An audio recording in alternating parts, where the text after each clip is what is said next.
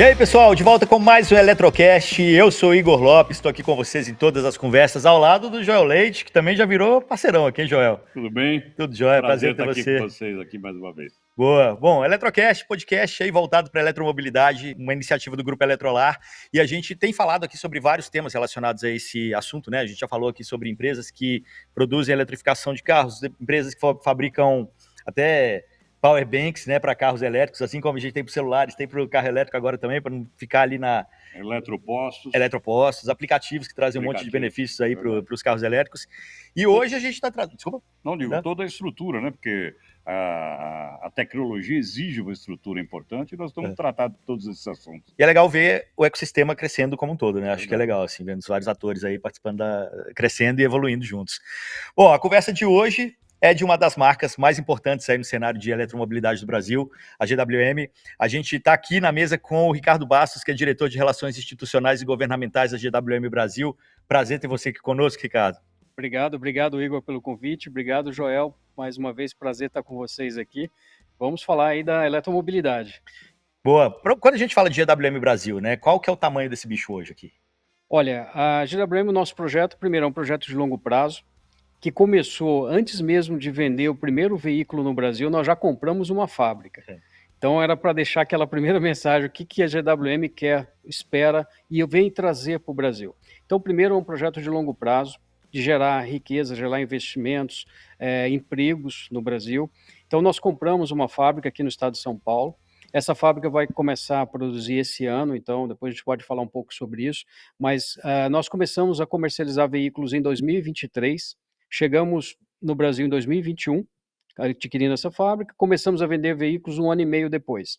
Porque nós queríamos nos preparar muito bem para o mercado brasileiro. O mercado brasileiro é um mercado muito exigente, é um mercado onde o consumidor ele compra o veículo, mas esse veículo para ele significa muito, é o bem que vai levar a família para passear e tudo mais. Então nós entendemos isso e nos preparamos para esse mercado brasileiro e também temos planos de expandir pela América Latina.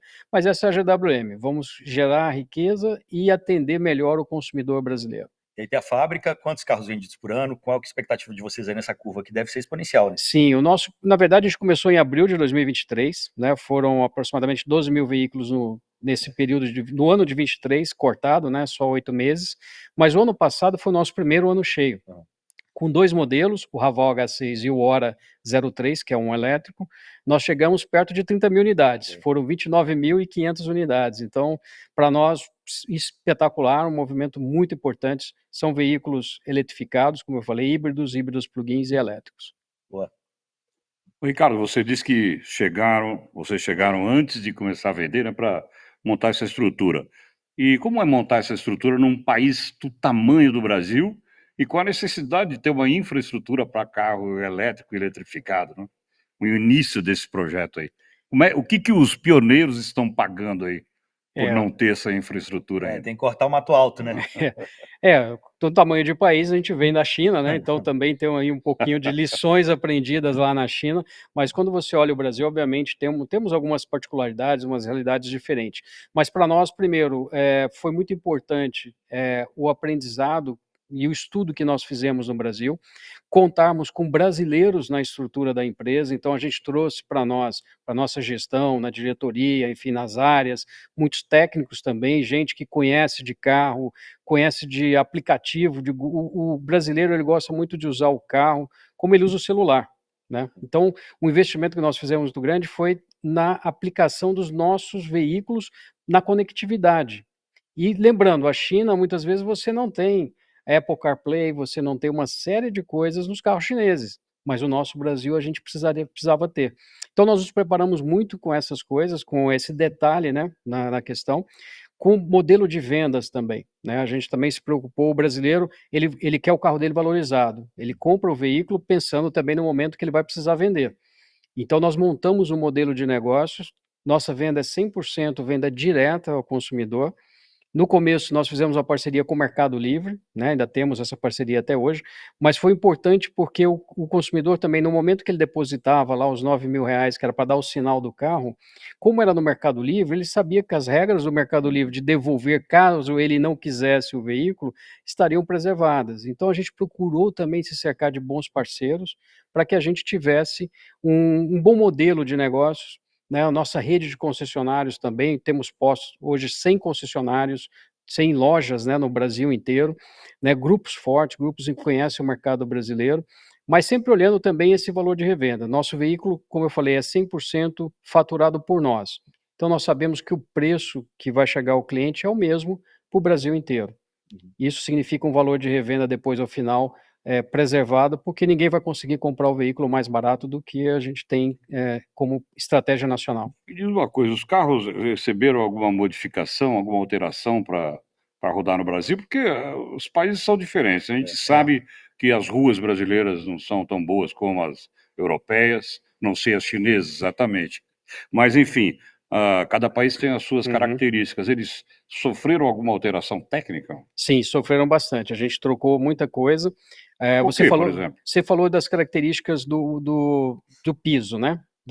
É claro, a China se aproxima muito, às vezes, da Europa em termos de qualidade de piso, né? A China tem algumas questões lá que, além do investimento que eles fazem na preservação, não é um país que usa muito as estradas para transportar mercadorias, peso, eles usam muito trens, então você tem um pavimento razoavelmente preservado. Aqui não, a gente adaptou bastante a suspensão.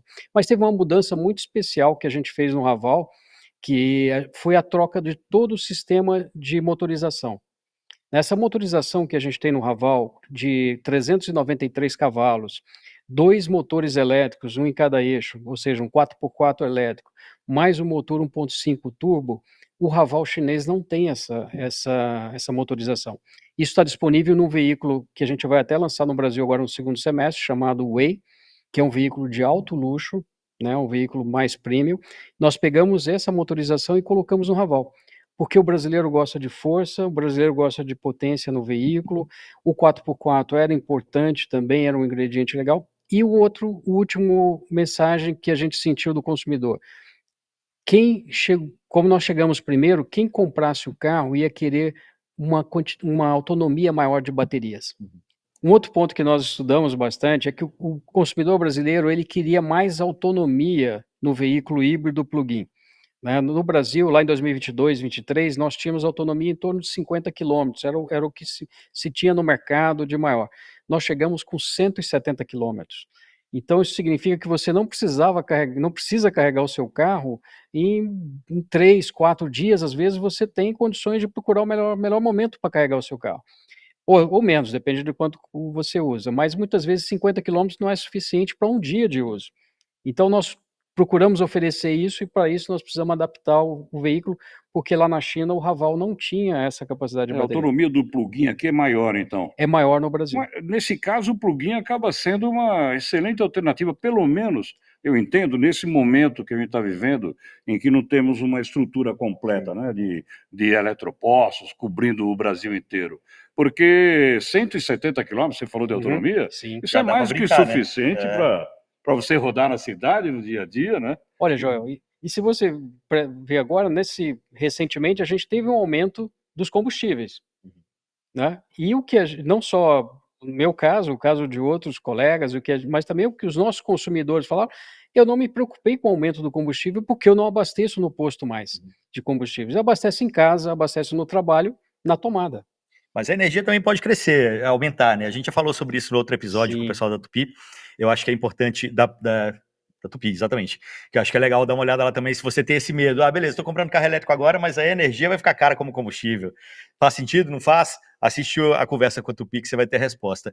E eu acho que você estava contando uma coisa legal para nós, Ricardo, que era da experiência da sua mulher com carro elétrico, e aí falando um pouquinho também da GWM, que é a única montadora hoje no Brasil que tem, né, todos os tipos de carros elétricos ali. Então você pode começar com um carro que vai regenerando a energia ali no carro, depois você passa para o plug-in, depois você passa para o carro elétrico de fato.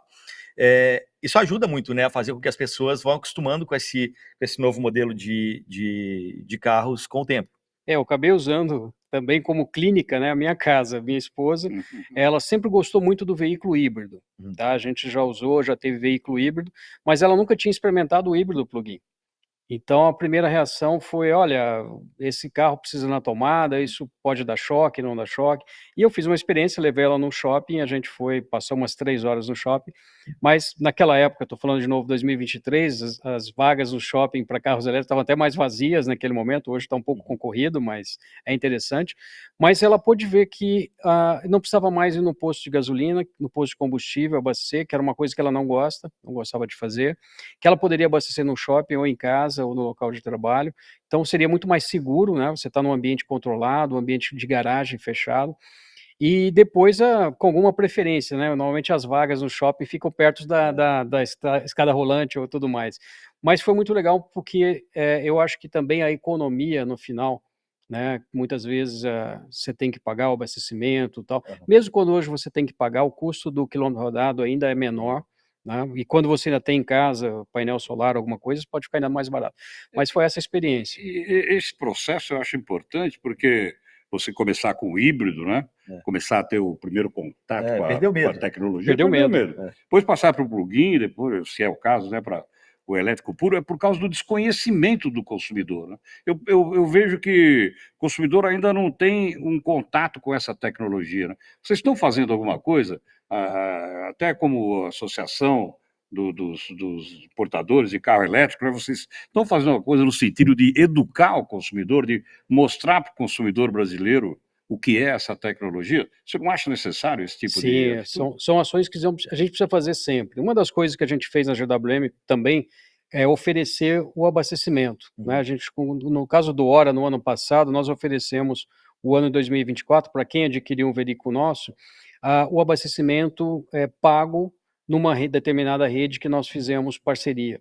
Então essa é uma forma de você incentivar, né, e a energia que também era toda certificada, energia limpa, energia renovável certificada. Então você primeiro tem a questão ambiental que você mostra que essa tecnologia dá agrega um valor para quem tem, e hoje a maior parte das pessoas tem a preocupação ambiental. Segundo, para o bolso, né, é o talvez o órgão mais sensível do corpo humano é o bolso, então você também tem que tocar nele. E eu acho que uma questão também que foi muito importante para nós, as nossas avaliações, nossas clínicas na GWM, a tecnologia. A tecnologia, ela tocou muito forte nas pessoas. Primeiro, a gente também trouxe veículos bem equipados, né, a gente teve aí a questão quando a gente falou da China, o fato da China ter uma grande escala em alguns ingredientes, em algumas, tecnologias que a gente colocou no carro, a gente conseguiu chegar com um preço, até bem acessível para um veículo, né, de 150.000 até 300, que é a nossa linha. Então, sensores de faixa, sensores de navegação, uma série de itens dentro do carro, além da conectividade, da parte de diversão, mas também de segurança. E o consumidor valoriza isso. Valoriza e também para o bolso, porque com esse tanto de sensor, você evita uma série de pequenas colisões, que às vezes é normal você colidir no estacionamento, num movimento no trânsito, o carro ele está te avisando o tempo todo, está te alertando para tudo que está acontecendo ao teu redor. Então isso foi muito importante também, a gente conseguir colocar esses equipamentos e oferecer isso para o consumidor, e ele reconhecendo isso como um efetivo ganho, seja para o aspecto de prazer de dirigir, seja também para a questão do bolso, que sempre é muito importante. E eu acho legal ver a evolução disso também, assim, porque eu sou do tempo que o pessoal olhava para a China com um olhar de né, de depreciação, assim. Cara, isso mudou tanto, né? Eu acho que hoje você olha para o carro chinês, ninguém fala que é um carro que não é de última tecnologia, que, né? Eu acho que as pessoas mudaram bastante, assim, a perspectiva delas com relação à China, e eu acho que o carro elétrico tem um grande peso nisso, não? Sim, se a gente voltar no tempo aí 12 anos, 10, 12 anos atrás, talvez um pouco mais, a gente teve os primeiros veículos chineses chegando aqui, que eram a combustão, veículos de entrada, com pouca tecnologia, não adaptados para o Brasil, né, foram importados para se o objetivo era aquele momento que o mercado brasileiro estava crescendo, então chegar com grandes volumes de carros baratos, sem adaptação, e o consumidor, obviamente, no primeiro momento parecia interessante. Naquela época os carros eram completos, que tinham airbag e ABS, né, que eu estou falando lá 12, 13 anos atrás. Mas na verdade foi uma frustração, porque os Sim. carros não estavam preparados para o mercado brasileiro. Então, essa entrada agora dos chineses, essa vinda agora, principalmente no caso nosso da GWM, foi muito estudada, aprendemos lá no Mas eu passado. acho que é isso também, os chineses abriram os ouvidos para o Ocidente, tipo, eles Sim. aprenderam, eles falaram, deixa eu ver primeiro o que esse povo gosta, o povo quer, e vai. A primeira vez que eu fui para a China, acho que foi 2015, e era muito essa impressão. Uhum. Era difícil até você construir matérias que falassem da China tecnológica, por mais que você estivesse vendo a coisa acontecendo ali, porque era uma percepção completamente diferente. Vou voltar para lá agora em abril, estou curioso para ver que vai ser um novo país, né? E falaram que o barulho das ruas também é completamente diferente, que aliás, não Que é tem o mais silêncio. barulho. Tem mais. Exato, que causa aquele estranhamento, Verdade. né? Que você está na rua, tá faltando algo, né? Antigamente a China era vista como a produtora de coisas ruins, né? Sim. De má qualidade. É. Ela continua produzindo as coisas de má qualidade, mas continua produzindo, passou a produzir também coisas de alta Coisas boas, tecnologia. muito, Ou exatamente. seja, ela produz tudo hoje. Exatamente. Esse é o medo do Ocidente, né? E o medo, para entrar nesse assunto, o medo também dos fabricantes do Brasil, né? Uhum. Eles, inclusive, acusando as importadoras chinesas de dumping, essas coisas aí. Como é que a China consegue fazer um carro de alta tecnologia, como que vocês estão vendendo, e a um preço altamente competitivo, com carros a combustão feitos no Brasil? É, ó, Explica essa. uma coisa que é muito importante, não só na indústria automobilística, mas principalmente na automobilística, é a escala, Uhum. a quantidade que você produz das coisas, né? Então, primeiro, a China tudo é gigantesco lá, tudo é volume, é 1 milhão, é 10, é 2 milhões, são 30 milhões de veículos produzidos no ano passado. Então é muita coisa. Então, quando você põe um ingrediente, um item, você consegue amortizar bastante o custo dele, né? Então esse é um primeiro ponto, escala. E para a indústria automobilística, escala é fundamental. Então, quando a gente olha esse cenário, o nosso carro aí, só fazendo uma conversão rápida entre o yuan por dólar, o dólar para o real, o nosso carro aqui no Brasil custa quase o dobro do Haval lá na China, né? Então, nosso preço aqui é o dobro do que o chinês paga pelo Haval. Ainda assim. Então, é difícil você falar em Ainda dumping assim é altamente competitivo. nessa situação. E o que a gente vai ter agora, né? Então, o nosso desafio como GWM, começar a produzir esse ano no Brasil, sem aumentar o preço por conta do impacto da produção local, né? A gente, obviamente, tem questões inflacionárias, uma outra coisa, mas nós estamos trabalhando muito porque a gente sabe que a gente não vai poder aumentar o preço do nosso veículo por ele ser produzido no Brasil. O consumidor não vai aceitar isso. Isso é o Mas objetivo, não aumentar o é o preço. objetivo, não aumentar o preço. Agora, a gente tem que lembrar que o imposto no Brasil está subindo. Que nós importamos, começamos a importar em 2023, o imposto era zero. Hoje já é 20%, em média, né? A partir de julho desse ano vai ser em média 30%. E a partir do julho do ano que vem, 35%. Aí esse é o imposto de importação, fora os outros, né? Mas só isso aí a gente já tem um ganho produzindo no Brasil quando eu olho o imposto de 35%. Então eu tenho uma vantagem. Mas não é só isso que a gente está olhando, a gente está olhando, obviamente, ganhos, porque a produção no Brasil, a nossa indústria é muito competitiva também, muito criativa. Então a gente está vendo muitas soluções que a gente está conseguindo fazer no Brasil aqui, preparar a produção, que a gente vai conseguir sim ter um veículo competitivo com a nossa matriz. E vocês estão preparando uma indústria de fornecedores para a fábrica de Iracemápolis ou vão trazer da China os componentes? A gente deve ter as duas coisas, tá? No primeiro momento, já é importante a gente, obviamente, trazer da China, porque quando eu falo de escala, é difícil achar um fornecedor para fornecer para 10 mil unidades, né? Nós vamos começar e quando tiver um ano de atividade, nosso volume já deve chegar em torno de 30 mil unidades. 30 mil unidades já começa a dar jogo com um grupo de fornecedores aqui. Nós temos hoje já 52 contratos de confidencialidade assinados com a indústria nacional, com fabricantes de autopeças, de sistemas no Brasil, para conhecerem o nosso projeto. Ainda não são fornecedores, são potenciais fornecedores, mas mostra o interesse dessas empresas que estão hoje aqui, são fornecedores brasileiros, estão aqui instalados no Brasil, em trabalhar com a nova tecnologia. E o valor agregado por exemplo, e vou pegar o exemplo mesmo da bateria, porque nós estamos discutindo isso, nós precisamos fabricar a bateria no Brasil. Quando eu olho esses grandes ingredientes, essa quantidade de sensores que eu tenho no carro, muitos deles não são produzidos hoje no Brasil, já começa a fazer sentido para a cadeia local de autopeças produzir esses sensores aqui, porque é para a GWM, mas também pode ser para outros players aqui no Brasil. Então a gente está procurando fazer essa indução, trazer a cadeia de fornecimento para os grandes agregados que nós temos no veículo, que são as novidades. A parte de pneus, rodas, bancos, essa parte a gente já vai localizar com uma certa velocidade, mas eu preciso localizar também os ingredientes eletrônicos e a parte mais tecnológica do carro. Tá. Ricardo, você acabou de falar, né, do imposto aí que pode chegar até 35% na importação. Você é diretor de Relações Institucionais e Governamentais da GWM. Qual que é o papel da GWM hoje nessas discussões regulatórias, parcerias com o governo? Como que isso tem acontecido? Olha, a gente, como empresa, né, obviamente a gente tem uma participação, nós estamos habilitados no Mover, né, é o nosso canal também com o governo. No Mover a gente apresenta todos esses planos que a gente falou aqui com mais detalhes para o governo, né, do que a gente está gerando de emprego, o que a gente vai gerar da cadeia de fornecimento, mas a gente procura, enquanto com autoridades, apresentar o nosso projeto, apresentar o que o Brasil está ganhando em termos de investimentos, né, investimentos, quando a gente fala de chineses, não é só, desde o início, a GWM não veio apenas para importar. A GWM comprou uma fábrica e veio para produzir no Brasil. Então, esse é um recado importante. O outro, a gente também tem que usar as entidades de classe. Então, nós nos aproximamos do Sindipeças, que é com quem a gente tem feito essa parceria para os fornecedores, e a GWM é associada da BVE, Associação Brasileira do Veículo Elétrico, que é quem nos defende para essas pautas da eletrificação.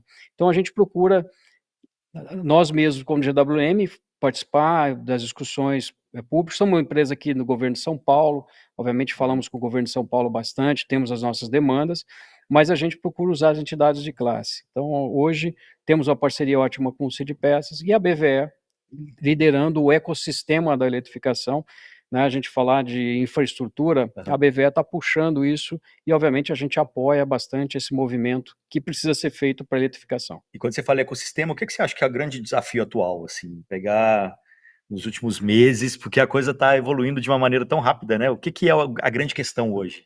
Olha, hoje nós estamos falando da recarga. Eu acho que a infraestrutura de recarga, seja para ônibus, por exemplo, que aqui na cidade de São Paulo vai avançar bastante, nós precisamos cuidar disso. Não é falta de energia elétrica, nós temos energia elétrica, não é essa a questão é a infraestrutura. Né? A gente falou dos power banks ou dos acumuladores.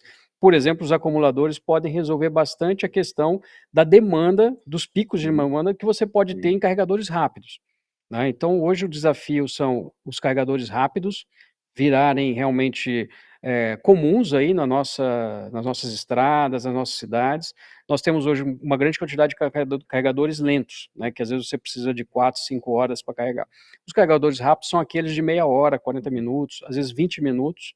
Então, nós precisamos crescer essa infraestrutura. Essa infraestrutura é muito importante que ela venha e que ela chegue à disposição do consumidor.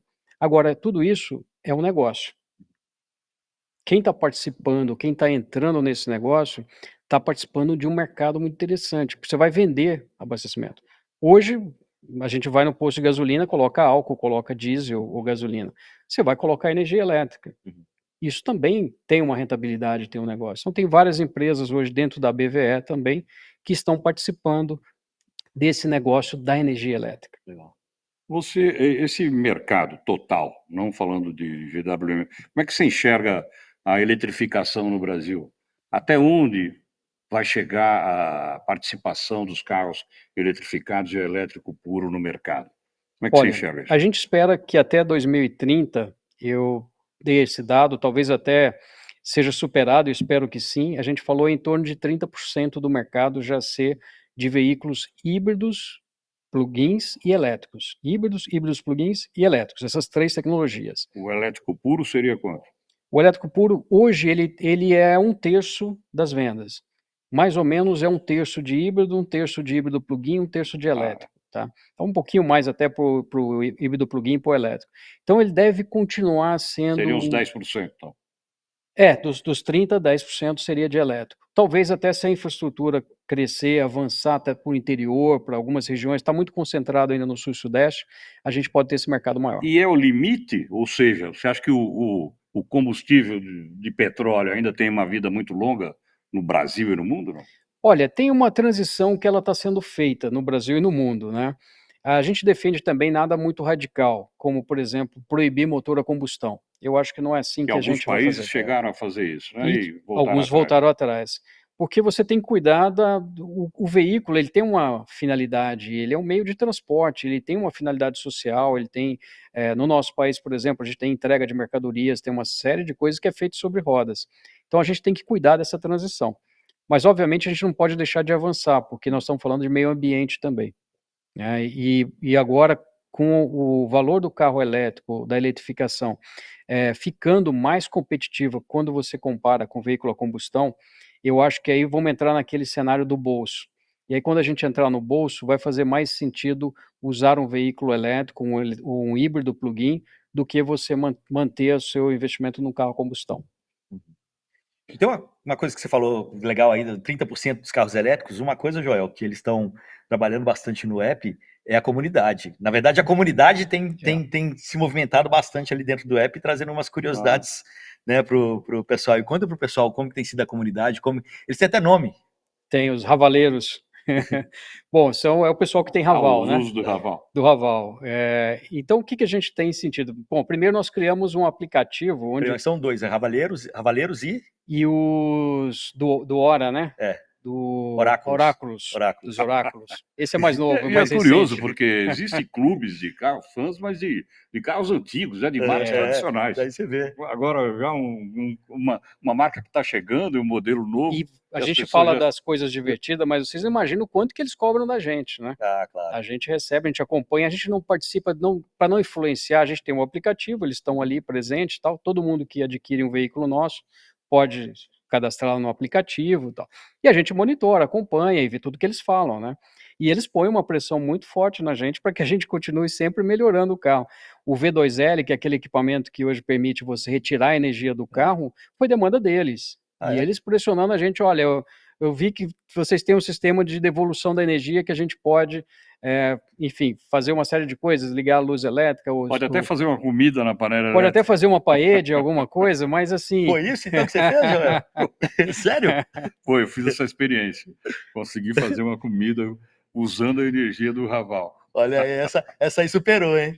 Não, mas falaram, o pessoal estava contando também, né, que isso foi usado inclusive nas enchentes ali do Rio Grande do Sul agora também, sim. né, para ajuda a resgate de pessoas que estavam meio ilhadas, enfim. Quem gosta de acampar também pode usar o veículo, né? Ao acampamento invés de um bem gerador, você tem ali, se a bateria começar a diminuir, você ainda pode usar o motor a combustão para alimentar a bateria. Então você tem uma série de coisas que a tecnologia permite. Mas o nosso grupo de WhatsApp é muito importante, de WhatsApp, do aplicativo, é para você ter esse contato direto, né? A marca, quanto mais direto você falar com o teu público, muitas vezes a gente não vai conseguir atendê-los, né? Mas assim, é um retorno muito importante. E eles se sentem também, na medida que a gente consegue oferecer uma resposta, oferecer um retorno para eles, eles se sentem reconhecidos. Acho que isso é Claro. importante. Nem dá para fazer, nunca dá para fazer tudo, mas a gente procura fazer o máximo por eles. A experiência do usuário, né, é diferente, assim. E aí você estava falando também, acho que uma coisa legal, principalmente eu acho que dos oráculos, que eles ficam compartilhando quando eles fazem viagens mais longas. Isso faz também as pessoas perderem medo. Exatamente. Se o cara conseguiu com um carro igual ao meu, eu também consigo. E ele eles vão dando todas as dicas, né? Para em tal posto, aqui tem um carregador rápido, aqui não sei o quê. Aqui é mais barato, aqui é mais caro, É. ali é mais caro, mais barato. Esse carregador não está funcionando, esse está funcionando. Então a experiência, e isso em tempo real, que na hora que ele posta ali no aplicativo, todo mundo está vendo. Uhum. Então você está numa estrada indo para Porto Alegre ou indo, né, para Brasília, você vai conseguir ter, talvez em tempo real, alguém que acabou de passar num posto de combustível, normalmente numa cidade, onde estava indicando o carregador para você. A gente entrevistando aqui o pessoal dos eletropostos, né? Sim, do Tupi. Da Tupi. Eu estava comentando isso, mas a dificuldade que eu acho que a gente tem hoje, tudo bem, você pode planejar e ter o acesso a esses carregadores, mas o problema é você ficar parado 3, 4, 5 horas para carregar. Tem uma necessidade muito grande de ter esses carregadores de carga rápida, né? Sim. E ultra rápida até. Hoje em dia, na BVE, a gente está trabalhando com esse foco de encorajar, incentivar, procurar políticas públicas para o carregador rápido, né? E ele deve crescer bastante. Eu acho que no começo faz todo sentido você ter algum carregador, né? O difícil é você começar a eletrificação. Sim.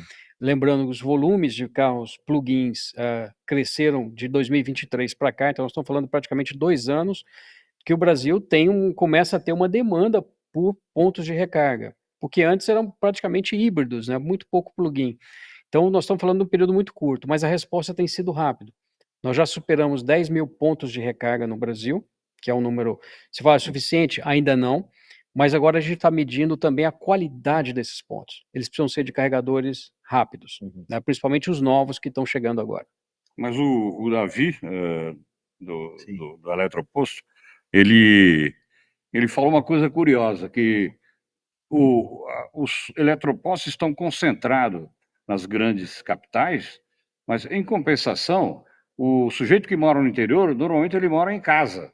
E isso facilita o carregamento, porque pode carregar na própria casa. Diferentemente de quem mora nos edifícios em São Paulo, no Rio de Janeiro, nos grandes centros, que não estão ainda hoje capacitados para carregar os carros elétricos. E quando a gente olha as estatísticas lá da BVE, a gente viu já desde meados do ano passado uma interiorização das vendas. Ele falou sobre isso. Né? Então isso é muito bom porque você mostra que a eletrificação vai chegando, ainda talvez numa condição que talvez não permita grandes deslocamentos, né, do carro, mas para o uso urbano, para o uso, né, vamos dizer, da viagem curta ali de 100, 200 quilômetros, você pode fazer muito bem ida e volta no mesmo carro, às vezes até sem recarregar, talvez até distâncias maiores, mas você consegue fazer já num carro elétrico sem problema nenhum, tendo a sua casa como ponto de abastecimento. Ele deu dado de uso do aplicativo, né? Ele falou que ano passado era 70% no estado de São Paulo, 30% fora.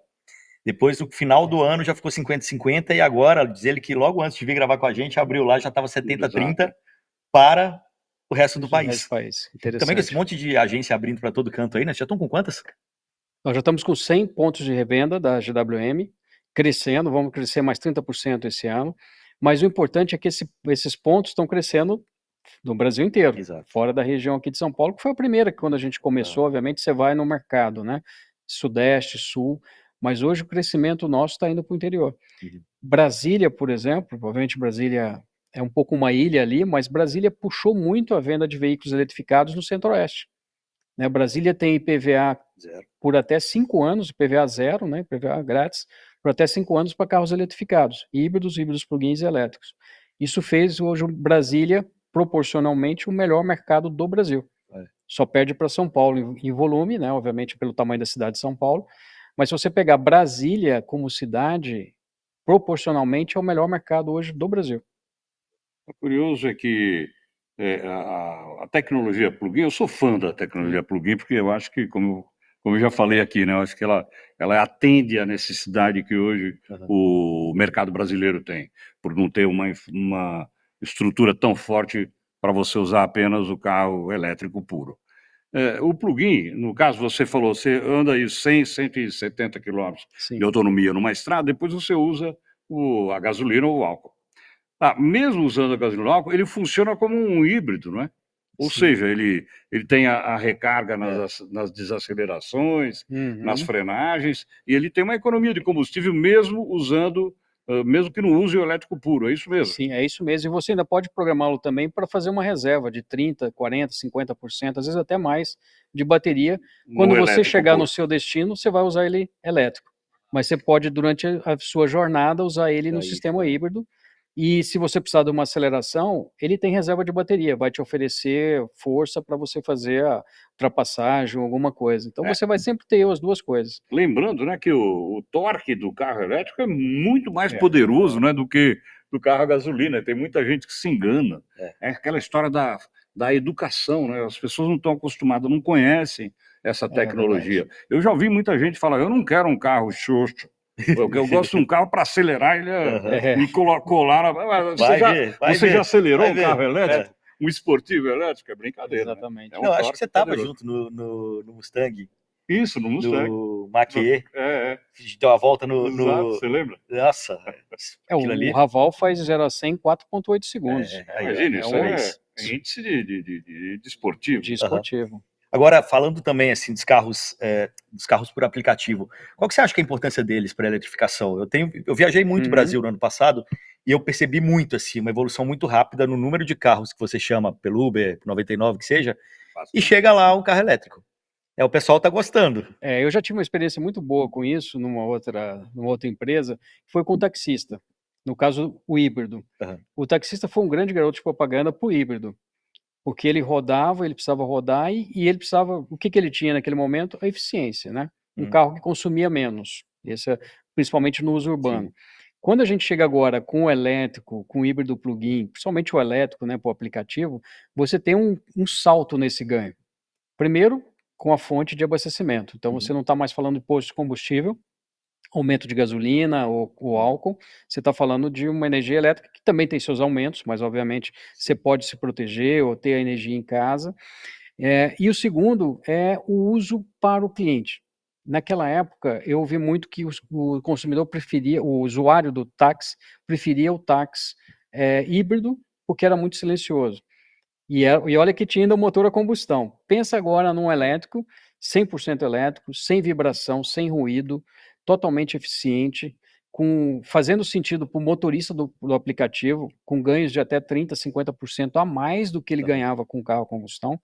Isso faz todo sentido Sim. hoje e potencializou ainda mais o uso do carro elétrico no aplicativo. Não, e vira aquele small talk, né? Chegou, vira o papinho. E aí, tá É. gostando? Não tá? E todos eles, assim, acho que 100% dos motoristas de aplicativo que eu peguei sempre elogiam. Acho que também é mais um fator ali para poder fazer Eu acho as pessoas. que o carro elétrico é uma experiência tão fascinante. É. Depois que você usa um carro elétrico, você para no semáforo e não tem barulho Silêncio. nenhum. Uhum. Aí você sai, aí você troca para o seu carro a combustão, que fica fazendo aquele barulhão, difícil. sabendo que você Alguma está. coisa está errada. Alguma coisa errada. Além disso, você falou, eu estou poluindo aqui à toa. Não, realmente a experiência é muito Não, e gratificante. eu que sou fã de tecnologia, né? Você chega, todos eles, Sim. tela gigante ali, enfim, tudo conectado, tudo isso chama Pois muita atenção, pô. além da tecnologia elétrica, você Sim. ganha uma tecnologia inteira, né? Um carro É. bem mais moderno do que a gente tem aqui. Realmente. Exatamente. Isso, a gente volta naquele primeiro ponto da China, né, que a gente consegue ganhar com essa escala chinesa, mas obviamente o objetivo é a gente trazer essa produção para o Brasil, Uhum. a gente trazer essa tecnologia, porque a gente precisa pegar a indústria brasileira e ganhar o mercado da América Latina. Né? A gente acabou de ver a Argentina anunciando a redução de impostos para carros híbridos e elétricos. A Argentina não produz também ainda carros híbridos elétricos, né? O Brasil também está começando esse ano. Por enquanto vão vir de fora, vão ser importados da Europa, dos Estados Unidos ou da China, mas eu acredito que a nossa indústria é que tem que abastecer a região da América Latina, não apenas o Brasil. Uhum. Então, quanto mais cedo a gente começar e acelerar esse ritmo, eu espero que outras empresas também venham com eletrificação, pelo que eu entendi, vão vir.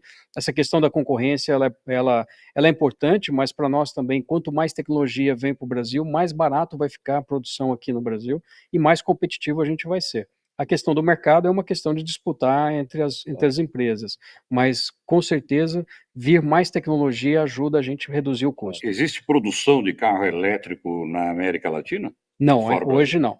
Nem no Não, México? carro, automóvel de passageiro não. Nós temos ônibus, temos vans Aonde? e Na caminhões Argentina? no Brasil. Não, fora do Brasil. Fora do Brasil, não. Quer dizer que ele pode ser, inclusive, um polo exportador para a região, então. Sim, sim. Que eu acho que é um pouco o que a Argentina está fazendo. A Argentina primeiro está reduzindo os impostos, que foi o que o Brasil fez lá atrás. O Brasil agora está subindo os impostos, a Argentina está reduzindo os impostos. Porque a Argentina quer criar o mercado. Primeiro você cria a demanda, cria a percepção da tecnologia no consumidor, e depois você vem com a produção. Então, acho que o caminho que a Argentina está fazendo é muito inteligente, porque ela está seguindo também um pouco o que o Brasil fez, só que o Brasil começou a subir, na nossa visão, um pouquinho cedo demais. Uhum. Precisava manter um pouco mais de tempo do imposto reduzido para que a gente criasse uma base de veículos plug-ins no Brasil forte para a infraestrutura e para gerar produção, atrair mais rápido a produção local. Perfeito. Bom, nosso tempo está Muito bem. acabando, mas tem mais alguma coisa, Joel? Ah. Mais algum ponto que você gostaria de tratar aí? Então, aquele ponto que eu sempre coloco, que é a questão do seguinte: o carro elétrico, ele veio para resolver o problema do meio ambiente, não é verdade? Sim. As emissões que podem transformar o mundo numa tragédia. Uhum. Muito bem. Mas como fazer para que essa solução ambiental seja completa? Ou seja, o que nós vamos fazer com essas baterias depois que elas acabarem? Nem estou questionando o que o Brasil pode fazer, Porque nós não reciclamos nem os carros a combustão ainda, né?